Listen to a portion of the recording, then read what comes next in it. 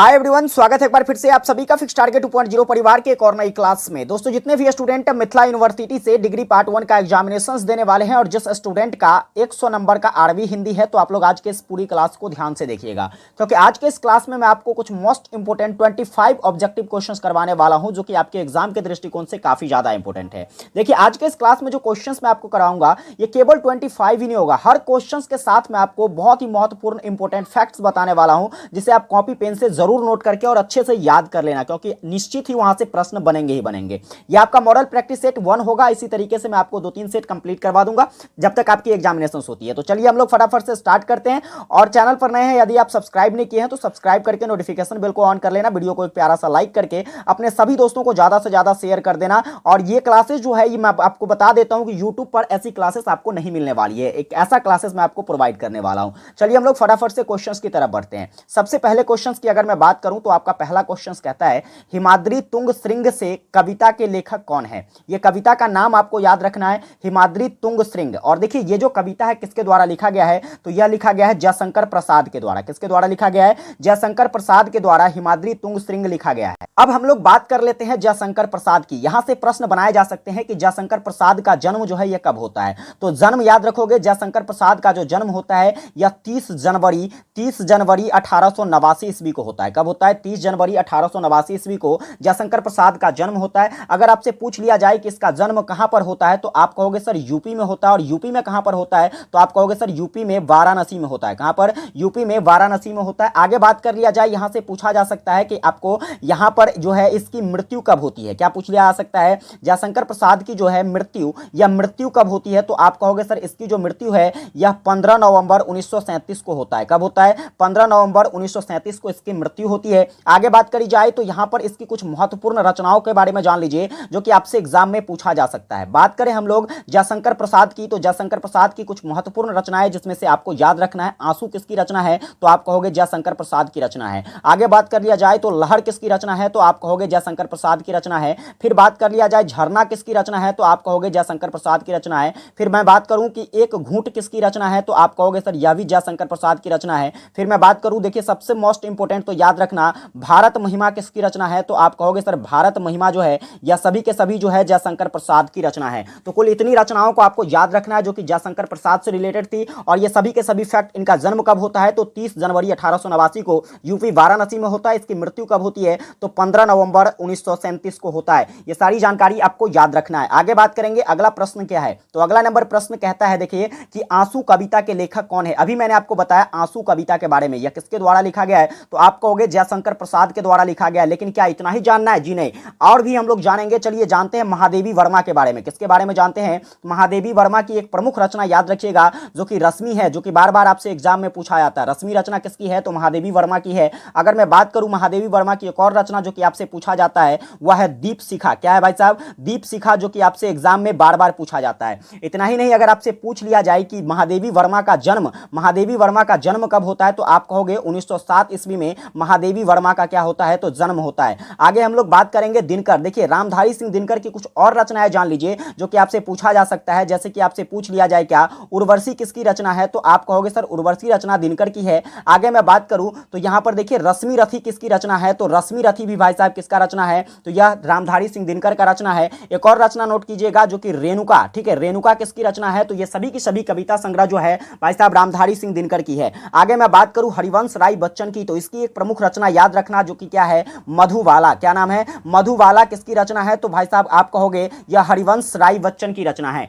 आगे देखेंगे अगला प्रश्न आपका क्या कहता है, तो नेक्स्ट नंबर क्वेश्चन देखिए इंपॉर्टेंट क्वेश्चन है। और अभी मैंने आपको बताया लहर कविता के लेखक कौन है। देखिए लहर कविता की अगर मैं बात करूं तो यह किसके द्वारा लिखा गया है, तो यह जयशंकर प्रसाद के द्वारा लिखा गया है। किसके द्वारा लिखा गया है? जयशंकर प्रसाद के द्वारा यह आपका लिखा गया है। लेकिन अगर आपसे पूछ लिया जाए कि लहर कविता का प्रकाशन वर्ष क्या है, बार बार एग्जाम में पूछा जाता है। इसके अगर प्रकाशन वर्ष की अगर मैं बात कर लूं, किसकी बात कर लूं प्रकाशन वर्ष की, तो आप कहोगे इसका प्रकाशन सर 1933 ईस्वी में होता है। कब होता है? जयशंकर प्रसाद प्रसाद की यह रचना 1933 में प्रकाशित की जाती है। लेकिन यहां पर पूछ लिया जाए आपसे, देखिए अगर क्वेश्चंस को ज्यादा डिफिकल्ट किया जाए और आपसे पूछ लिया जाए कि बताइए इसका प्रकाशन कहां से होता है, तो आप क्या कहोगे? सर इसका प्रकाशन जो है भारती मंडल इलाहाबाद से होता है। कहां से होता है? भारती मंडल इलाहाबाद से जो है, भारती मंडल इलाहाबाद से किसका प्रकाशन होता है? तो आप कहोगे लहर कविता का प्रकाशन होता है। चलिए आगे बात करेंगे। प्रश्न आपका अगला क्या कहता है? तो अगला नंबर क्वेश्चन देखिए, कहता है मधुमेह देश कविता के लेखक कौन है? स्टार लगाइएगा, प्रश्न बार बार छपने वाला प्रश्न है।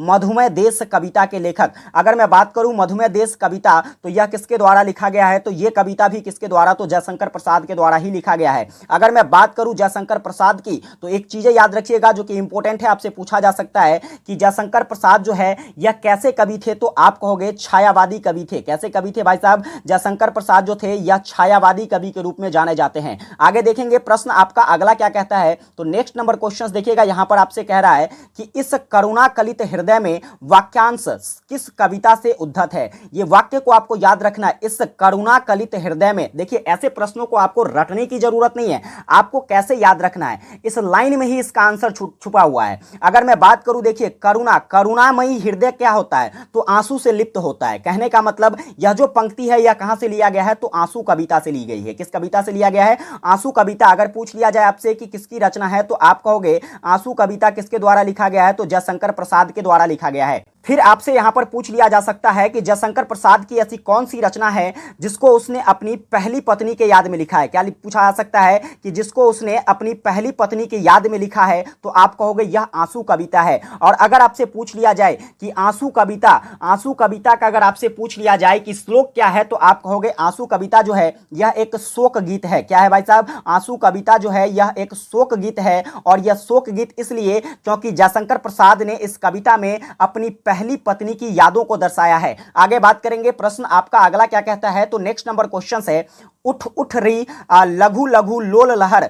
इस जो यानी कि ये जो पंक्ति है यह किस कविता से लिया गया है? पंक्ति क्या है भाई साहब? उठ उठ री लहु क्या कहते हैं? तो लघु लघु लोल लहर। देखिए इसका भी आंसर इसी पंक्ति में छुपा हुआ है। बात करी जाए लहर, यहां पर आप देख रहे होंगे, ठीक है। तो लहर की बात करी जाए तो यह जो पंक्ति है किस कविता से लिया गया है? आप कहोगे लहर कविता से लिया गया है। लहर कविता किसकी रचना है? तो मैंने आपको बार बार अभी रिपीट करके बताया है कि यह रचना जो है जयशंकर प्रसाद के द्वारा किया गया है। किसके द्वारा लहर रचना की गई है? तो जयशंकर प्रसाद के द्वारा किया गया है। आगे बात करेंगे। आपका नेक्स्ट क्वेश्चन क्या कहता है? आपका नेक्स्ट क्वेश्चन है कि अरुण यह मधुमेह देश हमारा किस कविता से उद्धत है? तो देखिए इस प्रश्न का भी आंसर आपको इसी में लाइन में मिल जाएगा। बात करें अरुण यह मधुमेह देश हमारा, तो देखिए यहां पर एक चीजें आपको दिख रही होगी, मधुमेह देश, और यह जो पंक्ति है किससे लिया गया है? तो मधुमेह देश कविता से लिया गया है। किस कविता से लिया गया है? मधुमेह देश कविता से लिया गया है। आगे बात करेंगे। यहां पर देखिए तो कुछ इंपॉर्टेंट बातें यहां पर देखिए बात किया जाए तो क्या कहते हैं, गीत अगीत।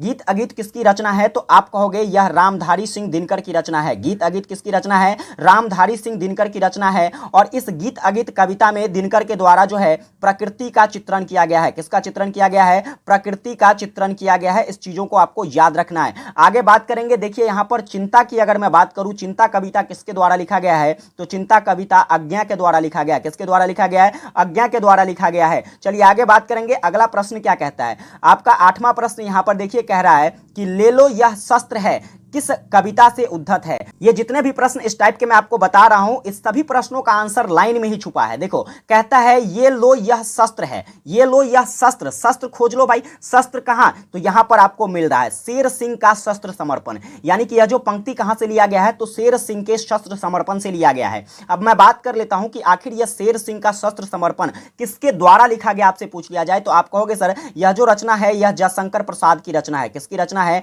जयशंकर प्रसाद की रचना है। और यह जो क्या कहते हैं कविता है, इस कविता में ऐतिहासिक घटनाओं को दर्शाया गया है। किसको दर्शाया गया है? ऐतिहासिक घटनाओं को दर्शाया गया है। इन सभी चीजों को आपको याद रखना है। आपसे पूछा जा सकता है कि निम्नलिखित में से कौन सी कविता जयशंकर प्रसाद की ऐतिहासिक घटना से संबंधित है? तो आप कहोगे शेर सिंह का शस्त्र समर्पण। चलिए आगे बात करेंगे, आपका अगला प्रश्न क्या कहता है। मैं अगले प्रश्न की अगर बात करूं तो देखिए अगला प्रश्न कहता है कि हिमगिरी के उतंग शिखर पर किस कविता से उद्धत है। देखिए बात कर लिया जाए हिमगिरी के उतंग शिखर पर, तो यह जो पंक्ति है यह पंक्ति किससे ली गई है, तो आप कहोगे सर यह पंक्ति चिंता कविता से लिया गया है। अभी मैंने आपको बताया है कि चिंता कविता किसके द्वारा लिखा गया है, तो आप कहोगे सर अज्ञा के द्वारा लिखा गया है। लेकिन अगर मैं आपसे पूछ लूं अब कि चिंता कविता को प्रकाशित कब किया गया था, तो क्या कहोगे। तो देखिए बात कर लिया जाए चिंता कविता के प्रकाशन वर्ष की, तो आप कहोगे सर इसका प्रकाशन जो है 1942 ईस्वी में हुआ था। कब हुआ था, 1942 ईस्वी में चिंता कविता का प्रकाशन हुआ था।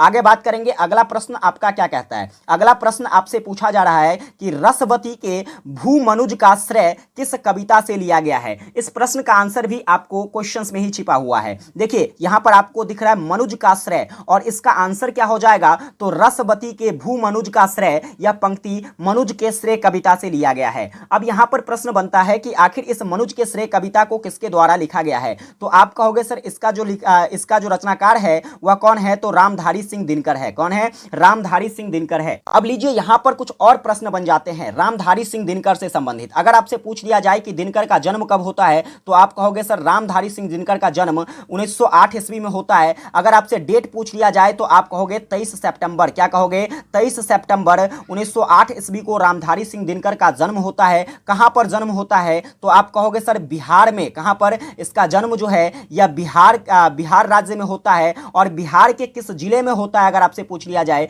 तो आप कहोगे सर बेगूसराय में। कहां पर, बेगूसराय में। किस गांव में होता है, तो आप कहोगे सर सिमरिया गांव में। किस गांव में, सिमरिया गांव में इसका क्या होता है, तो जन्म होता है। ये कौन है भाई साहब, रामधारी सिंह दिनकर। रामधारी सिंह दिनकर जिसको क्या कहा जाता है, तो आप कहोगे सर इसे राष्ट्र कवि के रूप में जाना जाता है। किसके रूप में जाना जाता है, राष्ट्र कवि के रूप में रामधारी सिंह दिनकर को जाना जाता है। अगर मैं बात कर लूं इसके मृत्यु की, किसकी बात कर लूं कि रामधारी सिंह दिनकर का मृत्यु कब होता है, तो क्या कहोगे सर इसकी जो मृत्यु है, इसकी मृत्यु 1974 ईस्वी में होता है। सर डेट क्या थी, डेट बता दीजिए, तो 24 अप्रैल को। कब, 24 अप्रैल 1974 को क्या होता है, तो रामधारी सिंह दिनकर की क्या हो जाती है, तो मृत्यु हो जाती है। चलिए आगे बात करेंगे, आपका अगला नंबर क्वेश्चंस क्या कहता है। नेक्स्ट क्वेश्चंस की अगर मैं बात करूं तो कहता है झूमे जहर चरण के नीचे मैं उमंग में गाऊं। झूमे जहर चरण के नीचे मैं उमंग में गाऊं, यह जो लिया गया है यह किस कविता से लिया गया है, तो आपको याद रखना है। देखिए लोक झूमता कब है, जब लोक विजय हो जाता है, यानी कि जब किसी चीज में उसे जीत मिलती है तब लोग क्या उठता है, तो झूम उठता है। ठीक है, यानी कि कहने का मतलब इसका आंसर भी आपको प्रश्न में ही मिल गया। कहने का मतलब इसका आंसर क्या हो जाएगा, तो सर इसका आंसर हो जाएगा ब्याल पर विजय। क्या हो जाएगा, ब्याल पर विजय। और यह जो रचना है किसके द्वारा किया गया है, तो आप कहोगे सर रामधारी सिंह दिनकर की रचना है। किसकी रचना है, रामधारी सिंह दिनकर के द्वारा किसकी रचना की गई है, तो झूमे जहर चरण के नीचे की जो कविता है वह कौन सा है, ब्याल पर विजय। यह लिखा किसके द्वारा गया, तो दिनकर के द्वारा लिखा गया है। चलिए आगे बात करेंगे, प्रश्न आपका अगला क्या कहता है, तो अगला नंबर प्रश्न है आपका कि गाकर गीत बिरह के तटनी, गाकर गीत बिरह के तटनी किस कविता से ली गई है। तो अगर मैं इस लाइन की बात करूं तो यहां भी इसका आंसर जो है क्वेश्चंस में ही छुपा हुआ है। देखिए यहां पर गाकर गीत, तो देखिए यहां पर कंफ्यूज करने के लिए आपको दो ऑप्शन ऐसे दे दिए गए हैं, गीत अगीत और इसके बाद है भाई साहब गीत फरोश। देखिए ये दो ऑप्शन तो आप पहले ही छांट दोगे, देखते ही छांट दोगे, क्योंकि यहां पर गीत गाने की बात हो रही है। और यहां पर देखिए गाकर गीत बिरह के तटनी, यह कहां से लिया गया है,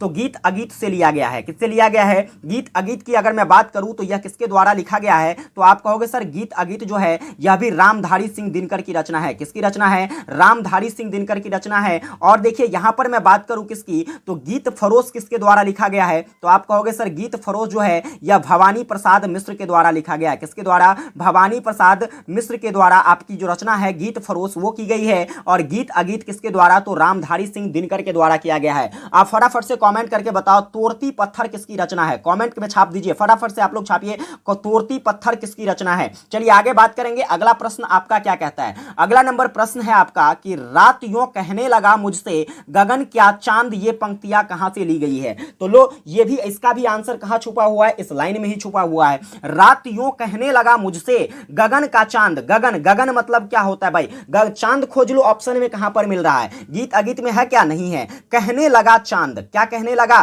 तो कहने लगा रात यूं कहने लगा मुझसे गगन का चांद, यहां पर किस कविता से ली गई है, तो आप कहोगे कहने लगा चांद कविता से लिया गया है। अब मैं बात करता हूं कि यह कविता कविता जो है यह किसके द्वारा लिखा गया है? तो आप कहोगे सर यह रचना भी रामधारी सिंह दिनकर की रचना है। किसकी रचना है? कहने लगा चांद कविता जो है यह रामधारी सिंह दिनकर के द्वारा लिखा गया है। आगे मैं बात करूं तो देखिए अगला प्रश्न आपका क्या कहता है। अगला नंबर प्रश्न है आपका कि दिव्य की ज्वलित शिखा सी उर तुम जब से लिपट गई जीवन में किस कविता से ली गई है? अब देखिए बात करते हैं तो यहां पर भी आंसर क्या छुपा हुआ है? तो आपके इस लाइन में ही दिव्य की ज्वलित शिखासी उम्र तुम जब से लिपट गई जीवन में, ठीक है। यहां पर देखिए तो भाई साहब अगर किसी का, ठीक है, यहां पर क्या होता है तो शादी के बाद क्या होती है, किसी के जीवन में अगर शांति ना हो तो हम लोग क्या कहते हैं कि उसके लाइफ में क्या मच जाता है? तो हाहाकार मच जाता है। क्या मच जाता है? जब कोई आपके लाइफ में आए और आपके जीवन में शांति ना हो तो क्या हाहाकार सी मच जाती है उसकी जिंदगी में। यानी कि कहने का मतलब कि आपका जो यह पंक्ति है यह किस रचना से लिया गया है? तो हाहाकार पंक्ति से ली गई रचना से लिया गया है। या तो कह ले हम लोग हाहाकार, या फिर पूछा जा सकता है, ऑप्शन में दिया जा सकता है हुंकार। क्या दिया जा सकता है? हुंकार। और मैं बात करूं इन दोनों रचना की तो आप कहोगे सर किसके द्वारा लिखा गया है? तो यह रचना दिनकर की रचना है, रामधारी सिंह दिनकर के द्वारा लिखा गया है। हाहाकार या फिर कहा जाए तो हुंकार। अगर आपसे पूछ लिया जाए कि यह रचना कब की जाती है तो आप कहोगे देखिए इसका प्रकाशन वर्ष जो है, इसका प्रकाशन वर्ष कब है? तो 1938 ईस्वी में इसे प्रकाशित किया जाता है। चलिए हम लोग अगले प्रश्न पर बात करते हैं। तो आपका अगला प्रश्न कहता है कि रात यूं कहने लगा मुझसे गगन का चांद। अभी मैंने ये क्वेश्चंस आपको करवाया है और भाई साहब इसका आंसर क्या हो जाएगा? तो कहने लगा चांद कविता से यह लिया गया है, जिसकी रचनाकार कौन है? तो आप कहोगे रामधारी सिंह दिनकर इसके रचनाकार हैं। चलिए आगे बात करेंगे। अगला प्रश्न आपका क्या कहता है? नेक्स्ट नंबर क्वेश्चंस की अगर मैं बात करूं तो आपका 16 नंबर क्वेश्चंस कहता है श्रृंग चढ़ जीवन के आर पार हेरते से उक्त पंक्तियां जो है यह कहां से लिया गया है? तो इस पंक्तियों की अगर मैं बात करूं तो देखिए यह पंक्तियां कुरुक्षेत्र से संबंधित है। किससे संबंधित है? कुरुक्षेत्र के गद संग्रह से संबंधित है। और यह गद संग्रह किसके द्वारा? तो भाई साहब दिनकर के द्वारा किया गया है। लेकिन अगर मैं बात करूं देखिए तो यहां पर आप देख रहे होंगे कुरुक्षेत्र तो ऑप्शन दिया ही नहीं गया है। तो आपको याद रखना है यह जो पंक्ति है यह पंक्ति रिलेटेड किससे है? तो रिलेटेड है या युधिष्ठिर के गलानी से। किससे रिलेटेड है? युधिष्ठिर के गलानी से रिलेटेड है। और जो कि कहां पर? तो देखिए कुरुक्षेत्र के गद संग्रह में इसका वर्णन कहां पर किया गया है? तो कुरुक्षेत्र के गद संग्रह में द्वितीय सर्ग में इसका क्या किया गया है? तो वर्णन किया गया है। इन सभी चीजों को आपको अच्छे से याद रखना है। चलिए आगे बात करेंगे नेक्स्ट नंबर क्वेश्चंस की अगर मैं बात करूं तो आपका नेक्स्ट नंबर क्वेश्चंस कहता है कि जहां कभी अंतर में कोई भाव अपरिचित जागे यह जो है कहां से उद्धत है? तो इस पंक्ति की अगर मैं बात करूं कि जहां कभी अंतर में कोई भाव अपरिचित जागे यह कहां से लिया गया है? तो यह लिया गया भाई साहब कहोगे आप कि भीष्म के पश्चाताप से लिया गया है। किससे लिया गया है? तो भीष्म के पश्चाताप से इसे उद्धृत किया गया है। आगे मैं बात करूं कि भीष्म का पश्चाताप किसकी रचना है? तो आप कहोगे सर यह जो रचना है यह रामधारी सिंह दिनकर की रचना है। किसकी रचना है? रामधारी सिंह दिनकर की रचना है आपका भीष्म का पश्चाताप। और यह भी कहां से? तो भाई साहब यह भी जो है यह कुरुक्षेत्र में ही सम्मिलित है। कहां पर? कुरुक्षेत्र कविता संग्रह में ही क्या है? तो सम्मिलित है। चलिए आगे बात करेंगे। आपका अगला प्रश्न क्या कहता है? तो नेक्स्ट नंबर क्वेश्चंस की अगर मैं बात करूं तो कहता है दूर कहीं पर अमराई में कोयल बोली पंक्तियां जो है यह किस कविता से ली गई है? अब देखो इसका भी आंसर मैं आपको बड़ी चुटकियों में बताने वाला हूं। कहोगे सर कैसे? तो कोयल कब बोलती है? कोयल की आवाज आपको तब सुनाई देगी, वह मौसम क्या होता है? वह मौसम बसंत का होता है। किसका होता है? बसंत के मौसम में आपको कोयल की आवाज सुनने को मिलती है। कहने का मतलब इसका जो करेक्ट आंसर हो जाएगा वो हो जाएगा आपका बसंत की आगवानी। क्या हो जाएगा? बसंत की आगवानी कविता से आपके इस पंक्ति को लिया गया है। अब मैं बात करता हूं कि आखिर इस बसंत के आगवानी कविता को किसके द्वारा लिखा गया है? तो आप कहोगे सर यह जो कविता है नागा अर्जुन की कविता है। और बड़ी ही इंटरेस्टिंग टॉपिक है ये।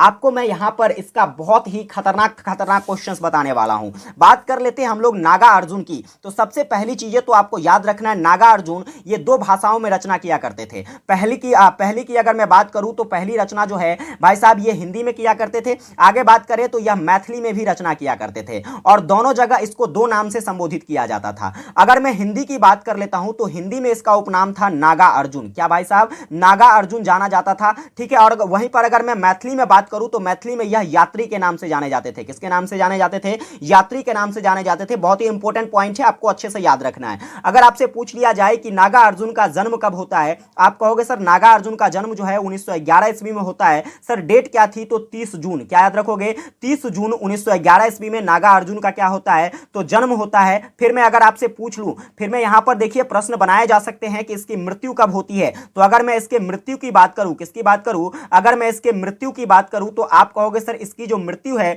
यह कब होती है, तो इसकी मृत्यु होती है 1998 ईस्वी में। और डेट क्या थी, तो आप कहोगे सर 5 नवंबर 1998 को क्या होता है, तो नागा अर्जुन साहब की क्या हो जाती है, तो मृत्यु हो जाती है। अब मैं यहां पर देखिए एक प्रश्न और बनाया जा सकते हैं। वह प्रश्न क्या बनाया जा सकता है, तो ध्यान देना, यहां पर आपसे प्रश्न पूछा जा सकता है कि नागा अर्जुन का आखिर वास्तविक नाम क्या था। देखो ये हिंदी में अलग नाम से जाने जाते थे, हिंदी रचना में, मैथिली रचना में अलग नाम से जाने जाते थे। लेकिन मैं अगर बात करूं कि नागा अर्जुन का वास्तविक नाम क्या था, बार बार पूछा जाने वाला क्वेश्चन है। और आप याद रखोगे सर इसका वास्तविक जो नाम था वह था बैद्यनाथ मिश्र। क्या नाम था इसका वास्तविक नाम, तो वह था बैद्यनाथ मिश्र। ठीक है, आगे देखेंगे प्रश्न आपका अगला क्या कहता है। अगले नंबर प्रश्न की अगर मैं बात करूं तो कहता है वे लोहा पीट रहे हैं किस कविता से उद्धत हैं। यहां पर देखिए अगर मैं बात करूं तो यहां पर स्टूडेंट काफी ज्यादा कंफ्यूज होंगे। और गैस पेपर वगैरह की मैं बात करूं तो आप लोग इसका आंसर जो देखोगे तो वहां पर आपको क्या दिया होगा, तो वहां पर आपको वे और तुम दिए गए होंगे। लेकिन मैं इसका स्पष्टीकरण आपको बताता हूं। इसका स्पष्टीकरण यह है कि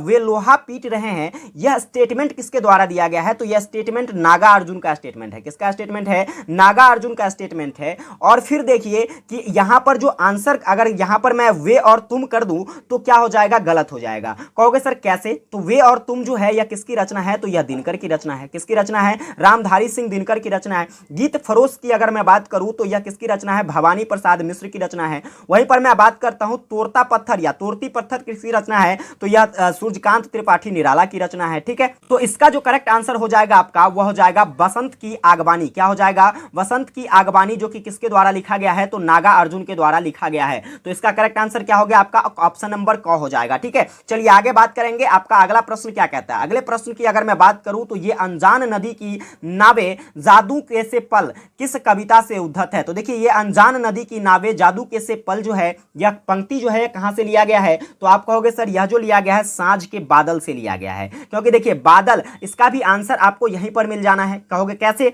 तो देखिए बादल जब लगेगी तो बारिश होगा। क्या होगा, बारिश होगा। और बारिश जब होगा तो बारिश होगी तो क्या होगा, नदी तालाब भरेंगे और नदी तालाब में नावें चलेगी। क्या चलेगी, नाव चलेगी। और भाई साहब यहां पर देखिए लाइन में नाव आया है क्या, बिल्कुल आया है। तो आप आराम से चुन सकते हो कि नहीं कि यह पंक्ति किससे लिया गया है, तो साँझ के बादल कविता से लिया गया है। अब मैं बात करता हूं आखिर यह साँझ का बादल कविता लिखा किसके द्वारा गया है। तो आप कहोगे सर यह जो रचना है यह रचना किसके द्वारा किया गया है, तो नोट करना भवानी प्रसाद मिश्र, सॉरी क्या कहते हैं, धर्मवीर भारती के द्वारा। किसके द्वारा, धर्मवीर भारती के द्वारा यह रचना किया गया है। इस चीज को याद रखिएगा, धर्मवीर भारती की रचना क्या है, तो आपका साँझ का बादल। चलिए अब बात कर लेते हैं धर्मवीर भारती की। आपसे पूछ लिया जाए कि धर्मवीर भारती का जन्म कब होता है। इस तरीके के प्रश्न एग्जाम में आते हैं, इसलिए निश्चित ही याद रखना इसको। आपसे पूछ लिया जाए धर्मवीर भारती का जन्म, तो आप कहोगे सर इसका जो जन्म है यह 25 दिसंबर 1926 को होता है। कब होता है, 25 दिसंबर 1926 को। फिर अगर पूछ लिया जाए कि इसका जन्म होता कहां है, तो आप कहोगे देखिए इसका जन्म जो होता है यह कहां पर, यूपी में होता है। यूपी में कहां पर होता है, तो आप कहोगे इलाहाबाद में होता है। ठीक है, इलाहाबाद जो कि इसका पूर्व का नाम है। और वर्तमान का नाम अगर आपसे पूछ लिया जाए तो आप कहोगे सर देखिए प्रयागराज। क्या है इसका वर्तमान में क्या नाम है, प्रयागराज। इलाहाबाद को अभी वर्तमान में जाना जाता है। ठीक है, तो इसका जो जन्म है अगर ऑप्शन में प्रयागराज दे तो आप प्रयागराज करोगे, इलाहाबाद देगा तो क्या कहोगे, तो इलाहाबाद करोगे। ठीक है, अब मैं यहां पर बात कर लेता हूं कि आखिर इसकी मृत्यु कब होती है। यहां पर यह भी पूछा जा सकता है कि इसकी मृत्यु कब हुई, तो मृत्यु नोट करना। ठीक है, मृत्यु अगर बात कर लिया जाए तो इसका मृत्यु हो जाता है भाई साहब 1997 ईस्वी में। कितना ईस्वी में, 1997 ईस्वी में इसकी मृत्यु होती है 4 सितंबर को। कब होती है, 4 सितंबर 1997 को धर्मवीर भारती का क्या हो जाता है, तो मृत्यु हो जाता है। चलिए आगे बात करेंगे। आपका 21 नंबर क्वेश्चन क्या कहता है। तो आपका 21 नंबर क्वेश्चन की अगर मैं बात करूं तो देखिए क्वेश्चन है कि क्या कहते हैं, तो देखिए क्वेश्चन कहता है कि कल्पने उदासनी न मेघदूत वेश में किस कविता से लिया गया है। तो कल्पने उदासनी न मेघदूत वेश में बात कर लिया जाए तो यह जो लिया गया है किससे, कल्पना। यहां पर देख रहे हैं आप किसकी बात हो रही है, तो कल्पना की बात हो रही है। किसकी बात हो रही है, कल्पना की बात हो रही है। कल्पना खोज लो ऑप्शन में भाई साहब, कविता और कल्पना से लिया गया। ठीक है, ऑप्शन क्या हो जाएगा, ख इसका करेक्ट हो जाएगा। अब मैं बात कर लेता हूं यह रचना किसके द्वारा किया गया है। तो यह भी रचना जो है धर्मवीर भारती के द्वारा किया गया। किसके द्वारा, धर्मवीर भारती की रचना है। इस चीज को आपको याद रखना है। ठीक है, और यहां पर देखिए यहां पर आपसे आपको कंफ्यूजन हो सकती है। कैसे, तो अगर पूछ लिया जाए कि इसके रचनाकार कौन है तो आप कहोगे धर्मवीर भारती। लेकिन मैं अगर आपसे पूछ लूं कि बताइए कि ये जो कविता है, कविता और कल्पना, इसके जो है संपादक कौन थे। ठीक है, क्या पूछ लिया जाए आपसे कि इसके संपादक कौन थे, तो आप कहिएगा इसके जो संपादक थे जिसका नाम था क्या, अज्ञ। क्या नाम था, अज्ञ। संपादक अज्ञ और रचनाकार कौन, धर्मवीर भारती। याद रखिएगा। ठीक है, आगे बढ़ेंगे। अगला क्वेश्चन देखिएगा। अगला 11 नंबर क्वेश्चन की अगर मैं बात करूं तो कहता है कि गाकर गीत विरह के तटनी किस कविता से। यह क्वेश्चन लगातार 2-3 बार टाइप हो गया, ठीक है। इसको आप अच्छे तरीके से याद रख सकते हो। क्या गीत अगीत से लिया गया है, किसका, इसके रचनाकार कौन है, फटाफट से आप लोग कमेंट में छाप दीजिए। मैंने आपको बार बार बताया अभी कि गीत अगीत किसकी रचना है, कमेंट में छाप दीजिए, पूरा कमेंट भर जाना चाहिए, ठीक है। आगे बात करेंगे। अगला प्रश्न देखिए क्या कहता है। अगला प्रश्न आपका कहता है नागार्जुन का वास्तविक नाम। मैंने अभी आपको बताया है, बताइए नागार्जुन का वास्तविक नाम क्या हो जाएगा, तो आपका बैद्यनाथ मिश्र हो जाएगा। क्या हो जाएगा, बैद्यनाथ मिश्र, जो कि नागार्जुन का वास्तविक नाम है। फिर बात करें अगला क्वेश्चन क्या कहता है, तो आपका अगला क्वेश्चन है यहां पर कि धर्मवीर भारती की कविता का नाम लिखे। तो देखिए धर्मवीर भारती की कविता अगर मैं बात कर लूं तो देखिए सांझ का बादल, मैंने अभी आपको बताया सांझ का बादल किसकी रचना है,